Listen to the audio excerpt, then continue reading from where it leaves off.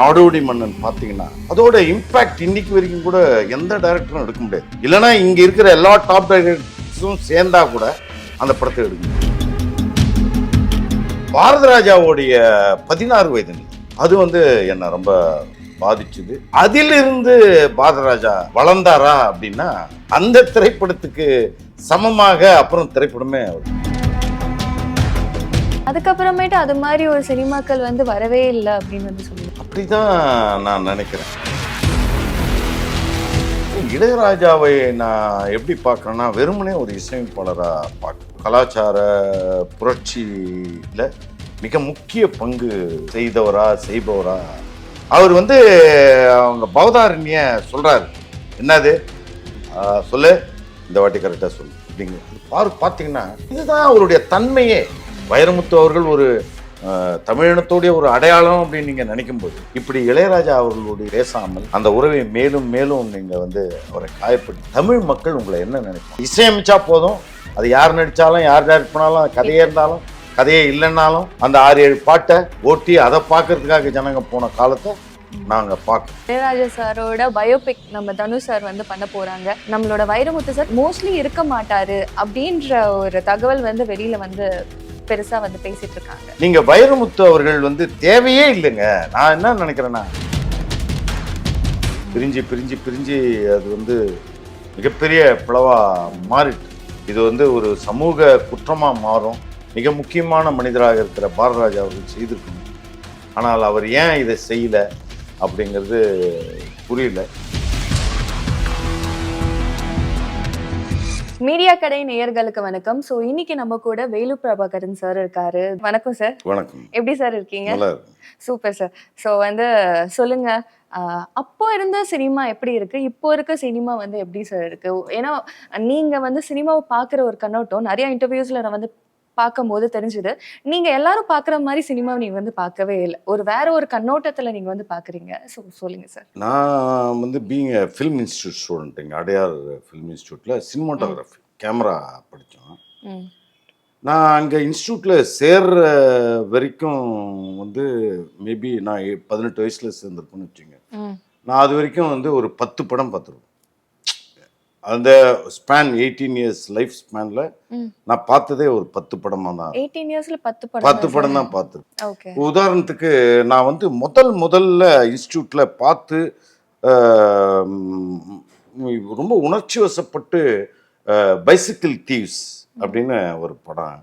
அந்த படம் ஒரு அப்பாவும் மகனுக்குமானது. அப்போ தன்னுடைய சைக்கிள் தொலைஞ்சு போனதுக்காக இந்த சைக்கிள் இருந்தால் தான் அவருக்கு வேலை இருக்கும். அதனால அந்த சைக்கிளை வேற வழியே இல்லாமல் அவர் சைக்கிள் திருடு போயிடும்.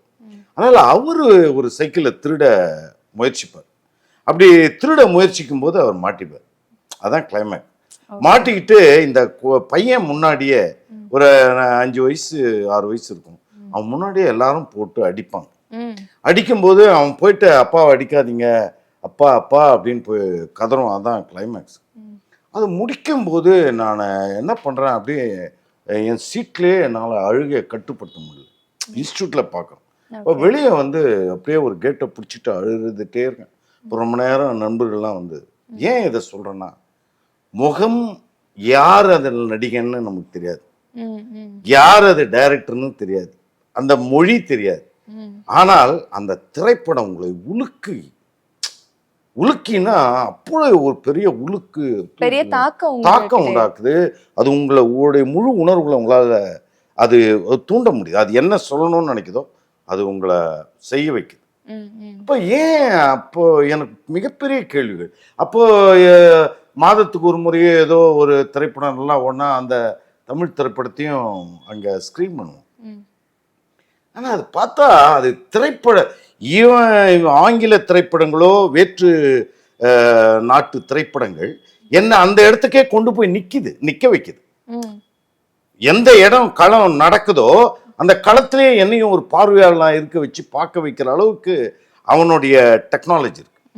ஆனா நம்மளுடைய டெக்னாலஜி என்னன்னா, இன்னைக்கு கூட நீங்க பாத்தீங்கன்னா பாவம் ஒரு பால்காரனை இன்ட்ரடியூஸ் பண்றதுக்குன்னா கூட வந்தேன்டா பால்காரன் நீங்க யோசிச்சு பாருங்க.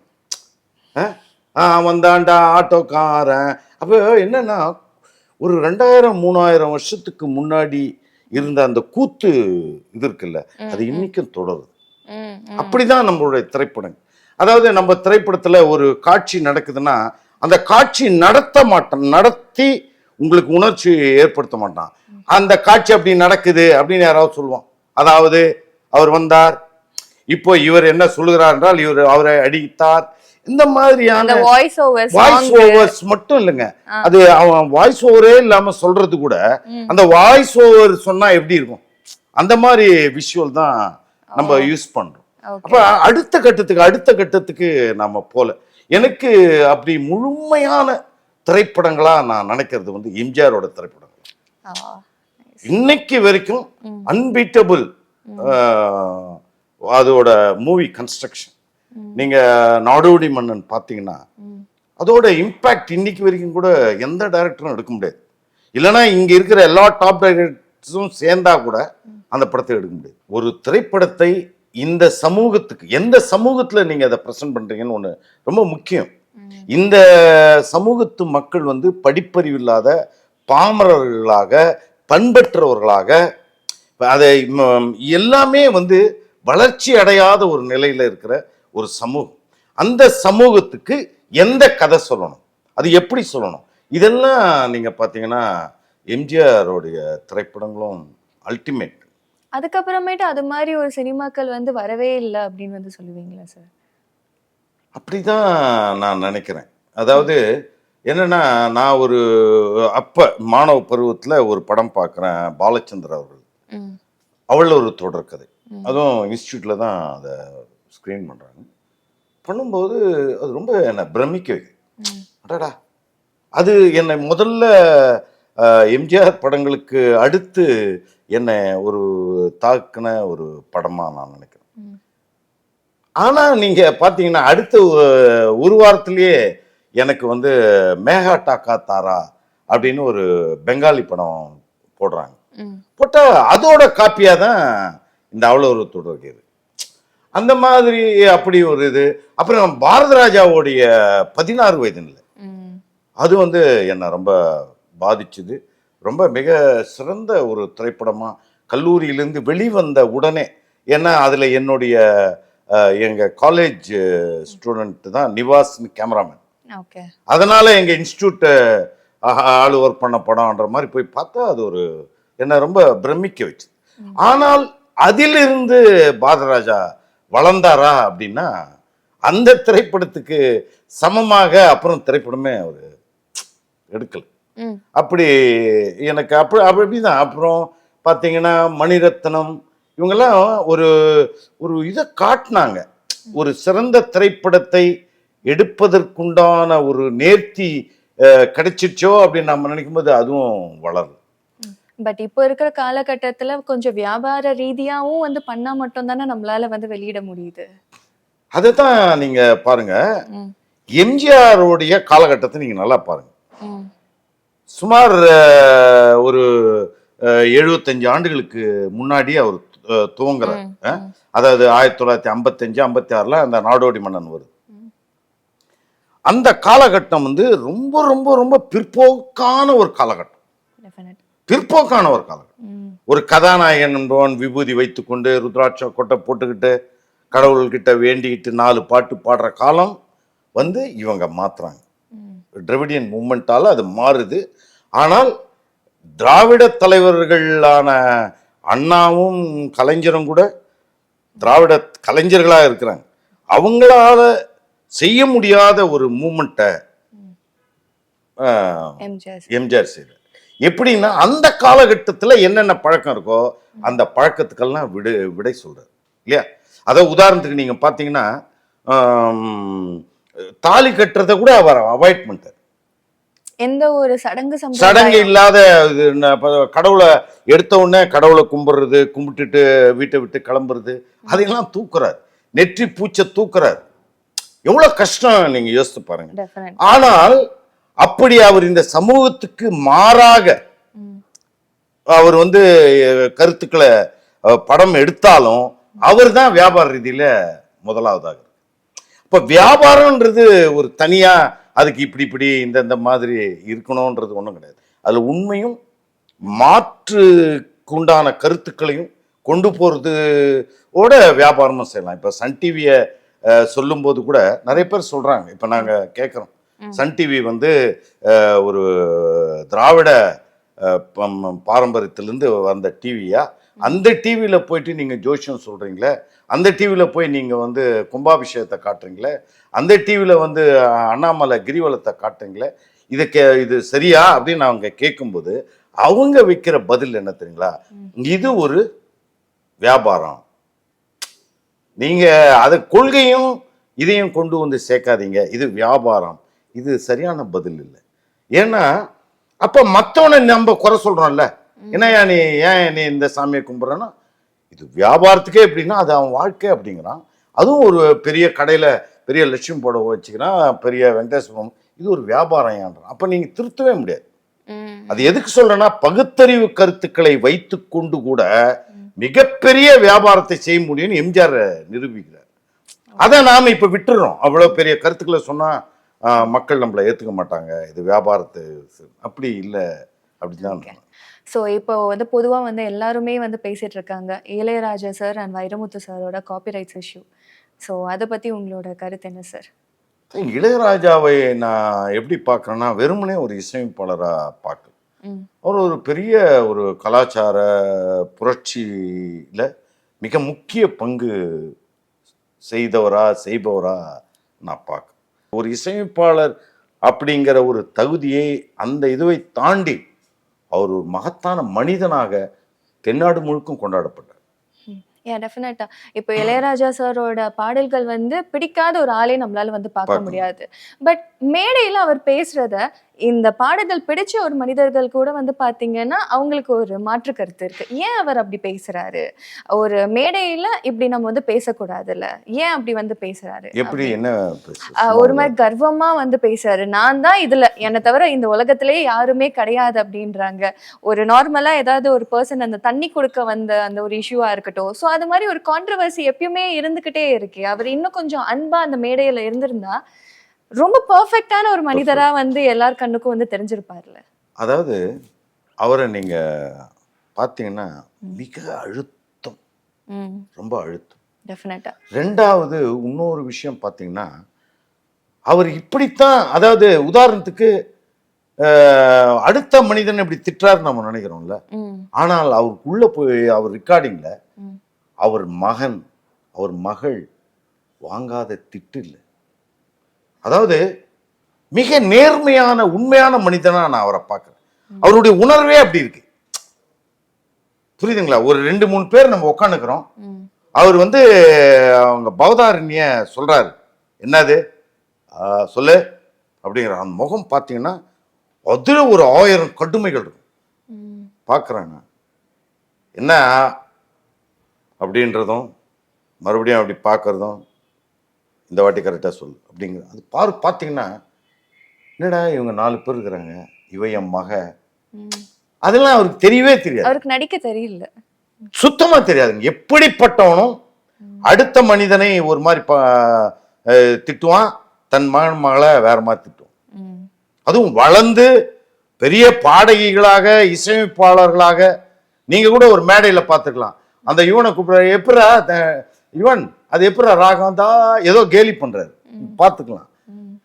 அது அவருக்கு தெரியாது. அது வந்து இதே அவர் யுவன் வந்து அவர் மகனா இல்லாம வேற யாராக இருந்திருந்தாலும் அவரிடம் பயிற்சி பெற்று அதே தான் சொல்லியிருப்பார். இவன் ஒரு மாதிரி இருக்கிறாங்க, என்னடா இதெல்லாம் இதுதான் அவருடைய தன்மையே, அவருடைய தன்மையாகவே அது இருக்குது. அதனால நமக்கு அது அவர் வந்து யாரையும் அப்படி மேடையிலையோ தன்னுடைய கர்வத்தால் அவர் யாரையும் நான் எப்படா கிரீடம் வச்சுன்னு மிக எளிய மனிதன் இல்லை. பேச்சில், உடையில, நடையில, அவருடைய வாழ்க்கையில நீங்க எங்கேயுமே மறைமுகமாகவே கிடையாது. இந்த சமூகம் எப்படியெல்லாம் விரும்புது ஒரு மனிதன். என்னை வந்து எப்போ நீங்கள் நேர்மையான மனிதன் இந்த சமூகம் சொல்லுது, நான் தினம் விபூதி கடவுள் கோயில் போகிறது, சாமி கிட்ட இல்லை அப்படின்றது. நான் எந்த பெண்ணோடையும் எனக்கு தொடர்பு கிடையாதுப்பா, நான் ஓப்பனாக இருங்க, நான் மாமிசம் சாப்பிட மாட்டேன்.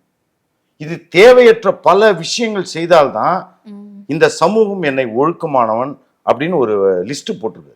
ஆமா. அப்பதான் இவனை டிக் பண்ணணும். ஆமா. நீங்க சொல்லும்போது ஒரு ஸ்டேட்மெண்ட் தான் ஞாபகம் வருது. நல்லா பேசுறவங்க நல்லவங்களும் கிடையாது. கோவமா பேசுறவங்க கெட்டவங்களும் வந்து கிடையாது. அந்த மாதிரியெல்லாம் அவர் வாழறாரு இந்த முட்டாள்களுக்காக. இப்படிதான் இருக்கணும் போல இருக்குது. ஆனால் அவர் ஒரு சுதந்திரமான, ஏன்னா இந்த நாட்டில் எவனுக்குமே ஒரு சுதந்திரமான நடவடிக்கையோ உணர்ச்சியோ இருக்கக்கூடாதுன்னு தான் இவனுங்க விரும்புகிறாங்க. ம். அப்படியேலாம் இருந்தும் தொடர்ந்து நான் சொல்கிறேன், இந்த 80 வயது ஆகுது இல்லை அவருக்கு. நீங்கள் பாருங்க, நிச்சயமாக அவர் ஒரு மகத்தான ஒரு ஹாலிவுட்டுக்கு அவர் ஒரு இசை அமைக்காம அவருடைய அந்த இசை வாழ்வை முடிக்க மாட்டார். ஸோ இசைஞானி சார் அண்ட் நம்மளோட வைரமுத்து சார் ரொம்ப நல்ல நண்பர்களா இருந்தாங்க. அப்புறம் ஏதோ ஒரு சூழ்நிலைகள்னால வந்து பிரிஞ்சிருக்காங்க. ஆனா இன்ன வரைக்கும் அவங்க கூட இருக்கிற எவ்வளோ க்ளோஸான பேர் கூட நம்ம வந்து இன்டர்வியூ பண்ணாலையும் யாருக்குமே எதனால பிரிஞ்சாங்க அப்படின்ற ஒரு விஷயம் ஒவ்வொருத்தவங்க ஒவ்வொரு கதைகள் வந்து சொல்லிக்கிட்டே இருக்காங்க. ஸோ நீங்க வந்து எந்த ஒரு ரீசன்னால அவங்க வந்து பிரிஞ்சிருப்பாங்க அப்படின்னு நீங்க நினைக்கிறீங்க சார்? முதல்ல வந்துங்க ஆட்டிடியூட். ம். நீங்கள் நிறைய ஃபோட்டோக்களை பார்க்கலாம். இளையராஜாவும் வைரமுத்து பழைய படங்களை பார்த்தீங்கன்னா, ம். இளையராஜா அப்படி கையெல்லாம் அவரு வைரமுத்து அணைச்சிருப்பாரு. அணைச்சி பயங்கரமாக சிரிச்சுக்கிட்டு ம். இப்படி தான். அதாவது வைரமுத்து அவர்கள் ஒரு கவிஞர், நல்லா பொறுத்துங்க. அவர் வந்து கவியரங்கத்தில் பாடலாம், ம். கவிதை புத்தகங்களை வெளியிடலாம், மிகப்பெரிய கவிஞனா அவர் அறியப்படலாம்.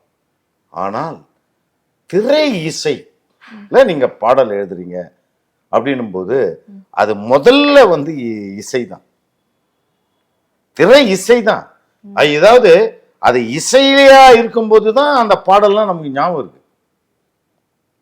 வெறுமனே கவிதை புஸ்தகத்துல இருந்து அந்த 33வது கவிதை படின்னு எவனால் படிக்க முடியுமா? இசைதான், திரைப்பட இசை தான். திரைப்பட இசையில நீங்க பாட்டு எழுதும்போது அவர் தான் முதல். அது மட்டும் இல்லை, ஒவ்வொரு பாடல்லையும் அவர் நிச்சயமா ஒரு 4-5 வரி பல்லவி அதெல்லாம் அவரே எழுதுறவர். அவர் மட்டும் இல்லை, அவரு மிகப்பெரிய எழுத்தாளர். யாரு? இளையராஜா. அவர் சாதாரண எத்தனையோ ஹிட்டு பாடல்களை அவர் கொடுத்துருக்காருல, எத்தனை ஹிட்டு பாடல்களை கொடுத்துருக்காரு. இப்போ கூட நான் ஒரு படம் பண்ணிட்டு இருக்கேன், அந்த படத்துல இருக்கிற 3 பாடல்களுமே அவர் தான் எழுதினார். அதனால அவர் ஒரு பெரிய இது. ஆனால் அங்கே நீங்கள் அவருக்கு தான் முதன்மையான ஒரு பார்வையும், அவர் நம்மளை விட வயதில் மூத்தவர், அவர் தான் நம்மளை அறிமுகப்படுத்துறார். எவ்வளவு இன்னைக்கு வைரமுத்து அவர்கள் வந்து வெறும் கவிஞராக இருந்தால் இவ்வளோ பெரிய வாழ்க்கையோ இல்லை இவ்வளோ வசதிகளோ இவ்வளவு விளம்பரமோ அவர் கிடைக்காது. அவர் ஒரு திரைப்பட பாடலாசிரியராக ரொம்ப அறியப்பட்டதுனால இதெல்லாம் கிடைச்சது. அவர் தான் எல்லாத்துலேயும் அவரோட பணிஞ்சு போனோம். இவ்வளோ பெரிய ஈகோ உடைச்சது. அதாவது இதுல என்னன்னா, வைரமுத்து அவர்கள் ஒரு மத்திய அரசு விருது வாங்குறார். பாட்டறியேன் படிப்பறியேன் பள்ளிக்கூடம் நான் அறியேன், அந்த நான் ஒரு காவடி சிந்து, அந்த மாதிரியான ஒரு பல்லவின்னு நினைக்கிறேன். அந்த அந்த பல்லவியை வந்து இளையராஜா அவர்கள் எழுதியிருக்கு. புரியுதுங்களா? இப்ப அந்த பாடலுக்கு பரிசு ஏதோ வரும்பொழுது வைரமுத்து அவர்கள் இளையராஜா அவர்களை வைத்துக்கொண்டு இந்த பல்லவியை நான் வந்து எப்படி எழுதினேன்ற மாதிரி ஏதோ சொல்லியிருக்க. அது வந்து ஏற்கனவே, அதாவது உங்களுக்கு கொஞ்சம் மாற்றம் இருந்தா கூட ராஜா கோச்சிப்பார் சாதாரணமாவே. அவருக்கு கொஞ்சம் சத்தம், அதாவது சார் என்ன பாடல் ராகம் எழுத்து இதெல்லாமே ஒரு மனிதனா இருக்கும்போது ஒரு சின்ன உங்களோட நான் சிங்க் கூட அவருக்கு ஒரு தலைவலியா இருக்கு. நீங்க வந்து அதாவது இப்படிதானே நம்ம பேசுறோம் சார், வந்து ஏதாவது அவரு அப்படி பேச முடியாது. யோ எப்பயா வந்த, எதுக்கு இன்னைக்கு என்ன பண்ண போற, எங்கேயும் ஒரு சொல்லு கூட பிறராது. பார்வையிலையும் அப்படிதான். நீங்க ஒரு சின்ன ஏமாத்துற உங்களுடைய மூளை அந்த வேலையை செய்துன்னு போது அவர் கண்டுபிடிச்சிருவார். யோ இந்த வேலைலாம் என்கிட்ட வச்சுக்காத. இதுதான் நிறைய பேருக்கு பிரச்சனை. என்னடா இது, நான் நினைக்கிறேன் இப்படியாவது இதை ரெடி பண்ணிட்டு அதை ரெடி அப்படி பண்ணிடலாமா அப்படின்னு நம்ம போய் நிற்கிறோம்ல, அப்பவே கண்டுபிடிச்சிருவார். அது அனுபவம், அந்த விதையோட தன்மை, இதையெல்லாம் சேர்ந்து அவருக்கு தன்னுடைய மகன்கிட்ட மகள்கிட்டயே ஒரு நேர்மை, உண்மை, அவ்வளோ பர்ஃபெக்ஷன் வேணும்னு நினைக்கும் போது நாம கொஞ்சம் இப்படி மாத்தி பேசினாவோ இல்லை அப்படி மாத்தி நடந்துக்கினாவோ அவருக்கு பெரும் கோபம். ம்.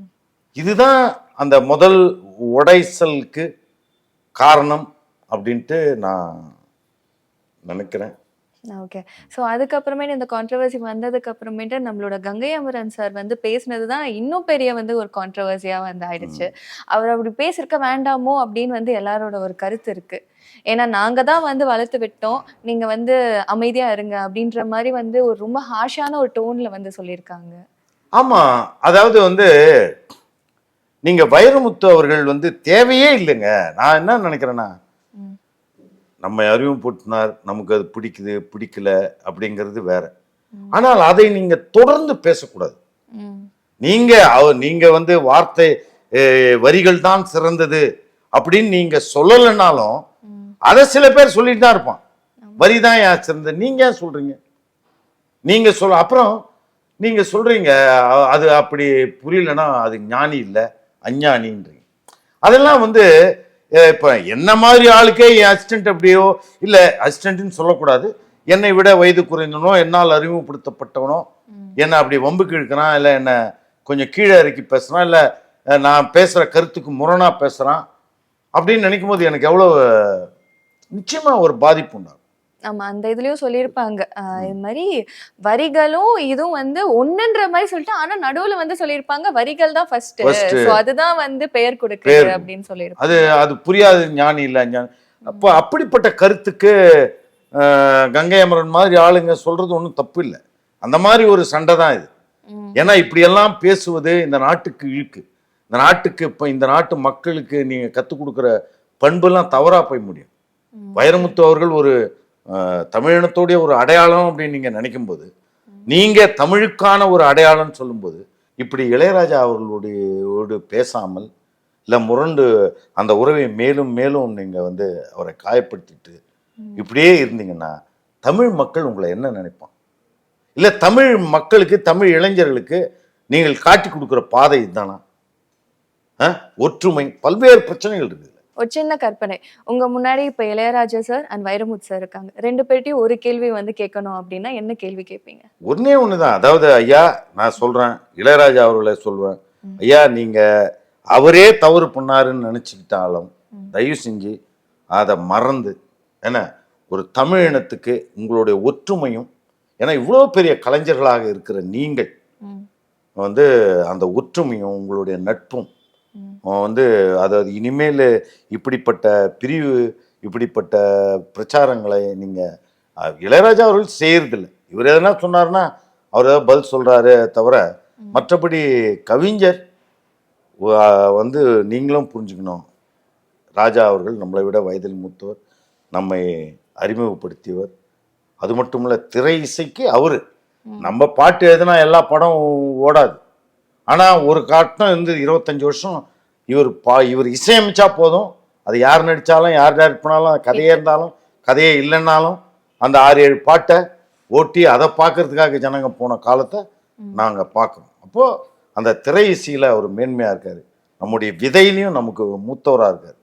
அப்படின் போது நம்ம 2 பேருடைய ஒற்றுமையும் நீங்கள் 2 பேரும் சேர்றது தான் மிக முக்கியமான ஒரு கட்டாயமாக இருக்கும் இந்த காலத்துக்கு. ஓகே. ஸோ இப்போ வந்து இளையராஜா சாருக்கும் வந்து தெரியும், வைரமுத்து சாருக்கும் தெரியும் இது மாதிரி ஒரு கான்ட்ரவர்சி போயிட்டே இருக்கு அப்படின்னு சொல்லிட்டு. எப்பயுமே வந்து தமிழ் சினிமாவில் ஒரு 2 பேர் கம்பேரிசன், 2 பேருக்கு வந்து பிரச்சனை இருக்கும். ஃபார் எக்ஸாம்பிள் பார்த்தீங்கன்னா இப்போ கொஞ்ச நாட்களுக்கு முன்னாடி நம்ம தளபதி அண்ட் சூப்பர் ஸ்டார் அந்த ஒரு பிரச்சனை வந்து வந்துட்டு இருந்தது. அப்போ வந்து அவ்வளோ எல்லாருமே வந்து கான்ட்ரவர்சியாக இது மாதிரி டிபேட் பண்ணிட்டு இருக்கும் போது தளபதி அவர்கள் அவரோட ஆடியோ லான்ச்சில் வந்து சொல்லியிருப்பாரு, சூப்பர் ஸ்டார் ஒருத்தர் தான், அவர் வந்து ஒரு விளக்குமுறை கொடுத்துட்டார். அது மாதிரி ஏன் வந்து இவங்க யாரும் கொடுக்க மாட்டேங்கிறாங்க? ஏன்னா இவ்வளோ கான்ட்ரவர்சி ரொம்ப வருஷமா போயிட்டே இருக்குல்ல. அதுதான், அது ஒரு அவங்களுக்கே தெரியும். அதாவது முதல்ல சிறிய ஒரு பிளவு தானே பிரிஞ்சு பிரிஞ்சு பிரிஞ்சு அது வந்து மிகப்பெரிய பிளவா மாறிட்டு. அது மாறிட்டு இருக்கும்போது யாரு தான் பூனைக்கு யார் மணி கட்டுறதுன்ற மாதிரி யாரு இவங்க 2 பேரையும் இவர் பாரதி ராஜா எப்போ ஒன்றா சேர்த்துருக்கணும். இது தவறு, இது வந்து ஒரு சமூக குற்றமாக மாறும் அப்படிங்கிறதெல்லாம் இதில் மிக முக்கியமான மனிதராக இருக்கிற பாரதிராஜா அவர்கள் செய்திருக்கணும். ஆனால் அவர் ஏன் இதை செய்யலை அப்படிங்கிறது புரியல. ஆனால் அப்படிப்பட்ட இவங்க 2 பேரையும் ஒன்றா சேர்க்குற ஒரு வேலையை நிச்சயமாக நான் பண்ணுவேன்னு நினைக்கிறேன். Super, very nice sir. இப்போ வந்து ரீசெண்டாக நம்மளோட இளையராஜா சாரோட பயோபிக் நம்ம தனுஷ் சார் வந்து பண்ண போறாங்க. அந்த கதையில நம்மளோட வைரமுத்து சார் கண்டிப்பா வந்து இருக்கணும்ன்றது தான் எல்லாரோட ஆசை. ஆனா அவர் மோஸ்ட்லி இருக்க மாட்டாரு அப்படின்ற ஒரு தகவல் வந்து வெளியில வந்து பெருசா வந்து பேசிட்டு இருக்காங்க. அப்படி கூட இல்லாமல் கூட இருக்கலாம். ஏன்னா அதை தவிர்க்கிறது தான் நல்லது. ஏன்னா பாடலாசிரியர்கள் அப்படிங்கிறது அவங்க ஒரு 100-500 பாடலாசிரியர்களை ஐயா பயன்படுத்தி இருந்தாருன்னா அந்த 500 பேர்களையும் அவர் சொல்ல முடியாது இல்லையா? அதனால அப்படி ஒரு தவிர்க்கப்படுறதுல நிச்சயமா அதுக்கு வாய்ப்பு இருக்கு. ஸோ தவிர்த்துருவாங்க அப்படின்னு வந்து சொல்றீங்க. தவிர்க்கிறது தான் நல்லதுங்க. ஒரே ஒரு 500 கவிஞர்கள்ல அவரும் தமிழ் இனத்துக்கு தமிழ் இலக்கணத்துக்குன்னு தனியா ஒரு படம் எடுக்கிறோம்னா அதுல வைரமுத்து அவர்கள் வரலாம், அவரை தவிர்க்க முடியாது. ஆனா இதுல தவிர்க்கக்கூடிய இடத்துல தான் அவரே இருக்கு. பணத்துக்காக செல்வத்துக்காக ஒரு கடவுளை கும்பிடுறோம் 2000 வருஷமா அப்படின்னா அது இந்தியன் தான். இதுவரைக்கும் மனிதர்கள் அதிகமாக கொல்லப்பட்டது போரில் அல்ல, மத பிரச்சனைகள்.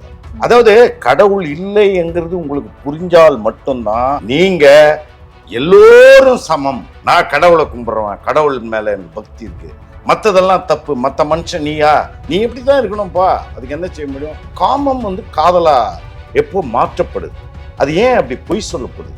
ஆனா அது உள்ள போனா வேற வேலையே இல்லை. அது திடீர்னு அது டக்குன்னு 1 மாசத்துல முடிஞ்ச உடனே அந்த பொண்ணும் அந்த பையனும் நமக்கு பிடிக்கல, ஐ லவ் யூ அப்படின்னு ஒரு பொண்ணுகிட்ட ஒருத்தன் வந்து சொல்றான்னா அது என்ன அர்த்தம்னா நான் உன்னோட ஒரு உறவு வச்சுக்க ஆசைப்படுறேன். இங்க நீங்க கௌரவ கொலைகளை கூட நான் வந்து பெருசா கண்டிக்க மாட்டேன். ஏன்னா அது முட்டாள்தனமான திருமணம்.